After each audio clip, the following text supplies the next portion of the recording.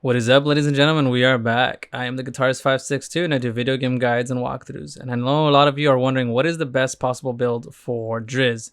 And that's actually a little bit difficult to kind of pinpoint because there's so many builds that you can actually use with this character. Initially, I thought it was going to be the Dragonbane set because you get 20% crit damage on 3-piece, 30% on 5-piece, and 25% crit chance on top of the crit damage. While Cloud of Daggers is active with 8 pieces. However, from what my friend is telling me, who has been maining this character since the beginning of time, since it was actually released for about a week straight, we put many hours into this, he said it was actually very disappointing being able to use this set that he actually farmed for. So we're actually stuck between two other builds. Now, the first build that we were considering is actually the Do Origin set because it gives you 10% bonus damage from the rear and 15% on a 5-piece. The 8-piece is actually not all that, it's okay, but don't really worry about that all that much. The second set I would actually think about using is actually the Remoraz Brotherhood. Now, personally, I would think you should go 5-piece Remoraz and then 3-piece on the other build. That way you can have 20% elemental penetration and also have extra bonus 10% on attacking enemies from the rear. However, if you do a full 8-piece set, you do get 40% bonus elemental damage on a critical hit. And basically you get so much gear on this character that it actually gives you a high number of critical hit chance.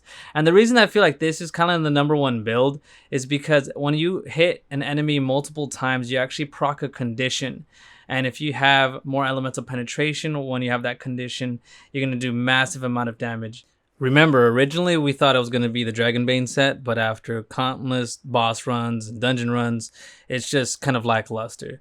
Now we're going to look over the rest of the builds. That way you can kind of see for yourself whether or not you actually want to push on with some of these. Like, look at this, Tundra Raptor. The Tundra Raptor set gives you 15% stamina on 5 pieces and grants precision strikes after a dash. Again, it's not really good for DPS. It does give you stamina, so it'll allow you to keep doing your combos, but not something I would use. This one's actually something I would probably use for fun. It gives you 5% lifesteal, and critical hits have a 5% chance of inflicting bleed. And if you're constantly critting, you're going to be constantly bleeding out your opponents. And believe it or not, you can actually face tank a lot of the attacks because of the lifesteal. Now, the next one is similar. Warden of the Miliki Helm. It gives you 0.5 hit point regeneration per second. 5-piece gives you 1 hit point generation per second. And 8-piece grants the second wind buff. It effects only lasts once every 5 minutes. So, it's alright in my opinion. I've used it. It's okay.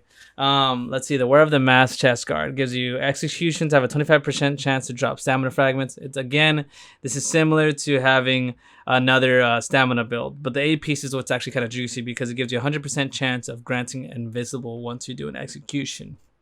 Ultimately, you decide what you want to play with. However, these are my suggestions, but I can guarantee you that the Dragonbane set that I've played with myself and what my friends have tested, because he just mains this character and he's done nothing but play this character, says that he wasn't a fan of the crit damage set. It just wasn't working out for him. So I feel like personally it's going to be between the other two builds that I mentioned. And personally, I'm going to try out this build, and this is the one I'm kind of gunning for because of my experience with applying conditions with the bosses. But hopefully you guys enjoyed that video. Hopefully you guys learned something and just understand that elemental penetration is actually kind of huge in this game.